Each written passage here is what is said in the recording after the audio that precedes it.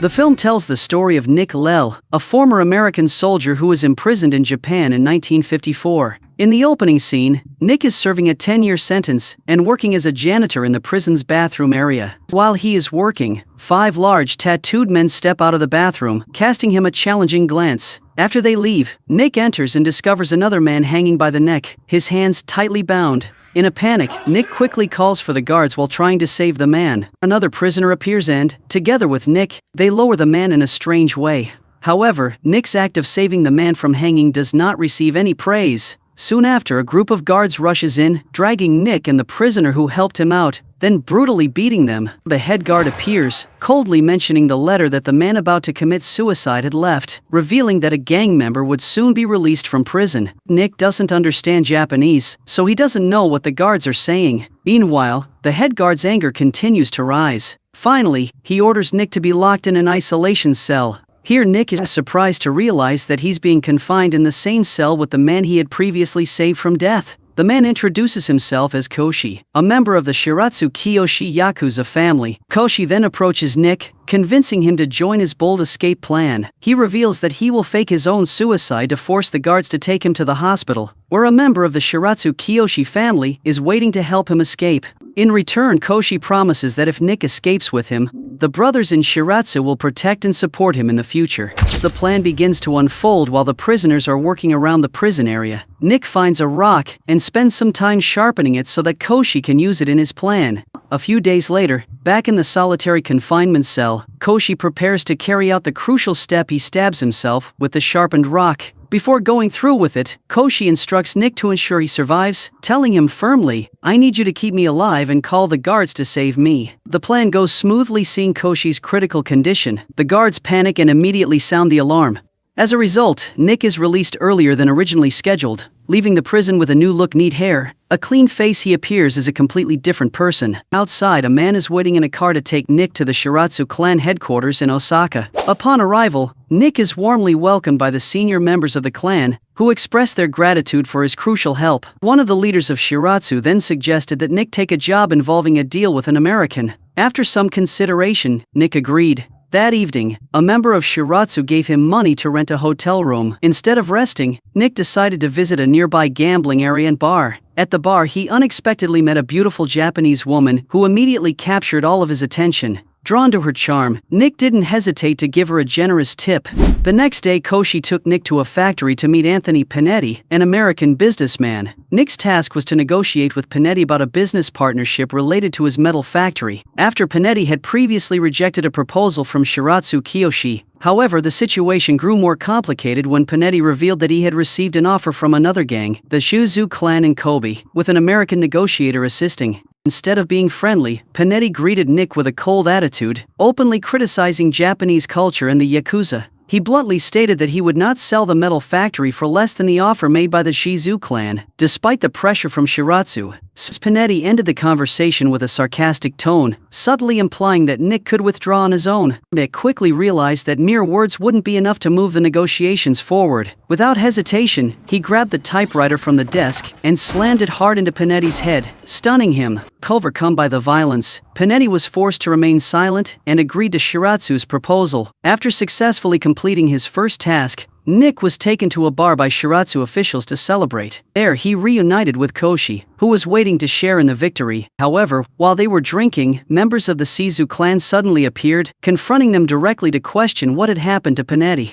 One member of Shizu relentlessly provoked Nick, pushing him to his breaking point. Eventually, Nick's rage exploded, and he smashed a bottle of liquor over his own head. Immediately, the members of Shiratsu reacted swiftly, drawing guns and pointing them straight at the Shizu group. Faced with the dangerous situation, the Shizu group decided to abandon their plans for retaliation and quietly left the bar, leaving behind an atmosphere filled with tension, but victory clearly leaning in Shiratsu's favor. Nick's bold actions at the bar made a strong impression on Shiratsu Kiyoshi, earning him the favor of the Shiratsu Shiratsu clan. To show his respect, Koshi gifted Nick a luxurious apartment and expressed his desire for him to officially join the Yakuza ranks of the family. Soon after, Koshi assigned Nick a new mission at one of Shiratsu's owned bars, where the bar owner was deliberately trying to seize control from the clan. As the negotiations reached a deadlock, Nick didn't hesitate to slit the bar owner's throat as punishment for the betrayal.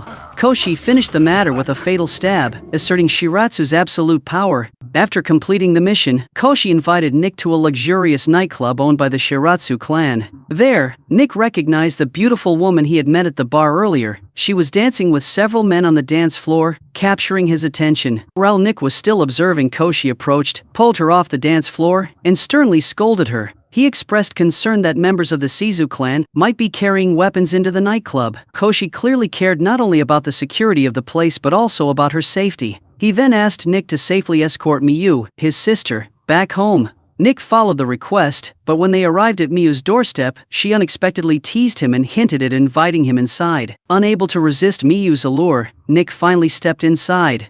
Their relationship became more intimate. In a close moment, Nick noticed an intricate Yakuza tattoo that stretched across Miyu's back. The next day, the situation changed when Koshi summoned Nick to assign him a new mission. This time, he was tasked with purchasing weapons from an American soldier for an important plan. Koshi emphasized that the soldier must not know the transaction had any connection to the Shiratsu clan. Due to the sensitive nature of the mission, Nick had to handle everything himself, without any support from others. Nick then went to the docks, where he was supposed to meet the American soldier to complete the weapon deal. However, instead of meeting the soldier, he discovered an unidentified corpse. Before he could process what was happening, the Shizu gang appeared, determined to stop the arms deal and steal Nick's money. But Nick had cleverly hidden the money in the car beforehand, preventing the gang members from finding it. Their frustration and anger boiled over, and in their fury, they decided to kill him. A member of the Shizu gang was ordered to kill Nick and told him to kneel. Initially, Nick complied, but in an instant, he turned the tables, using his combat skills to attack the Shizu gang. Nick took down two of them. When the Shiratsu leader learned about the chaos at the docks, he immediately summoned all the members of the clan, including Nick and Koshi. The leader suspected there was a traitor within the clan who had secretly revealed the arms deal plan, leading to this incident. However, Koshi reassured that the $2 million Nick carried was completely safe, as it had been carefully hidden. Even so, the Shiratsu leader could not forgive Nick for killing two Shizu members, as it could spark a gang war. To prevent this threat, the leader ordered Nick to cut off two of his fingers as an apology. Upon hearing this, Koshi couldn't contain his feelings of guilt, feeling partly responsible for getting Nick into trouble. He immediately begged the Shiratsu leader for forgiveness and promised to repay the debt. After a moment of thought, the leader agreed, allowing Koshi to settle his debt. Nick and Koshi were then ordered to send their severed fingers to the Shizu clan as an apology for the deaths of two of their members. This sacrifice was seen as a gesture of reconciliation, hoping to calm the anger of the Shizu clan. Next, the scene shifted to a tense conversation between Nick and the Shiratsu leader in a car. The dialogue revealed an important secret: the Shiratsu leader was not only Koshi's protector, but also his stepfather. Furthermore, the leader began to suspect that there was a Shizu spy operating within their clan, and he was determined to uncover the traitor. Later, the Shiratsu leader took Nick to a formal ceremony, where he was warmly welcomed and officially inducted into the Shiratsu clan. That evening, while everyone was celebrating Nick's induction, he stepped out of the bar to find Koshi and share an important piece of news.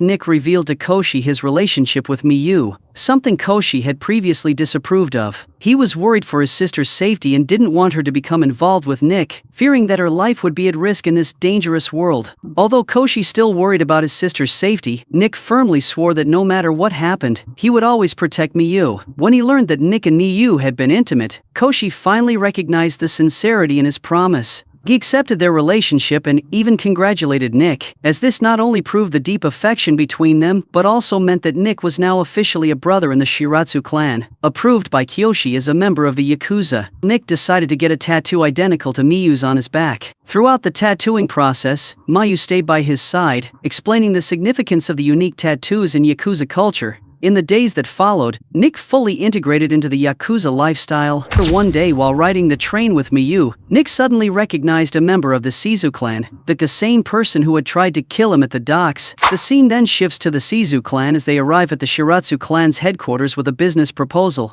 However, the Shiratsu leader feels insulted that the Shizu clan did not send their leader but instead sent a young, low-ranking member. Despite his disappointment, the Shiratsu leader maintains his composure. An officer named Orochi, from the Shiratsu clan, skillfully convinces the leader to consider the business proposal, easing his frustration. However, the Shiratsu leader remains firm in his immediate rejection. That night, while Orochi and Koshi were drinking, Wochi couldn't hide his disappointment over the Shiratsu leader's rejection of his advice. Koshi had warned him earlier, but it seemed Orochi's anger had completely taken over. This became even clearer when he returned home and encountered the leader, who appeared irritated and refused to meet with him. Frustrated, Orochi decided to leave the bar and seek out Miyu, hoping to find some comfort. It turns out that Miyu and Orochi had a romantic relationship in the past, and this time, Orochi is trying to reignite the flame of their love. However, Miyu firmly rejects him, fueling Orochi's intense anger. In his rage, he slaps her and attempts to harass her. The scene then shifts to a meeting between the Shiratsu and Shizu clans at a sumo match. This time, it is the Shizu chairman who approaches the Shiratsu leader with an entirely different proposal. This was no longer a business deal but an invitation for the Shiratsu leader to retire and relinquish his power, allowing the Shizu clan to merge into the Shiratsu family. The Shiratsu leader flatly rejected the proposal, viewing it as a grave insult. He reminded the Shizu chairman that the Shiratsu clan were not wolves who thrived in the shadows of crime. Before leaving, he warned the Shizu chairman to tread carefully, as every step forward could lead to unforeseen consequences. On his way back to Kobe, Nick unexpectedly encountered an American man who greeted him. The man was Polly Bowers, an American soldier and an old friend of Nick's, currently on leave. Bowers appeared surprised but delighted to see Nick again, prompting Nick to feel obligated to engage in conversation. However, during their dialogue, Bowers suddenly threatened to reveal that Nick had faked his death to avoid facing trial, leaving Nick deeply unsettled. Nick quickly thought on his feet and invited Bowers to his home, intending to defuse the situation. After offering Bowers a drink, Nick unexpectedly used a small knife to stab him in the neck, ending his life. Later, Nick went to Miyu's house, and when she opened the door, he was shocked to see bruises on her face. Furious, he pressed Miyu to tell him who had hurt her. Miyu did not reveal the perpetrator's identity but instead disclosed that she was pregnant with Nick's child. Miyu then asked Nick to leave. Saddened, he left her house and went to see Koshi to share the news of Miyu's pregnancy. Nick told Koshi that if he wished, Nick would leave the Shiramatsu clan. Instead of getting angry, Koshi invited Nick inside. He then presented Nick with two swords, called Dao, explaining that they were his father's legacy. One Dao was meant to take a life, while the other was for Koshi to end his own, should he choose that path. Koshi said that he had cared for Miyu since she was a child, and was now entrusting that responsibility to Nick. Nick took one of the Dao swords and then asked Koshi to help him bury Bowers' body. Meanwhile, at Shizu headquarters, Orochi was in a discussion with the clan leader. During their conversation, Orochi revealed that he had betrayed the Shiramatsu clan and was plotting to destroy them.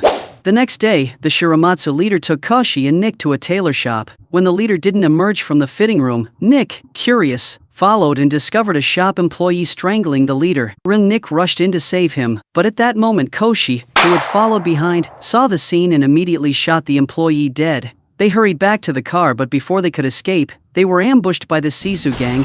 Nick and Koshi fought fiercely to protect the leader during the confrontation with the Shizu clan. Amid the chaos, a Shizu member shot and killed Koshi.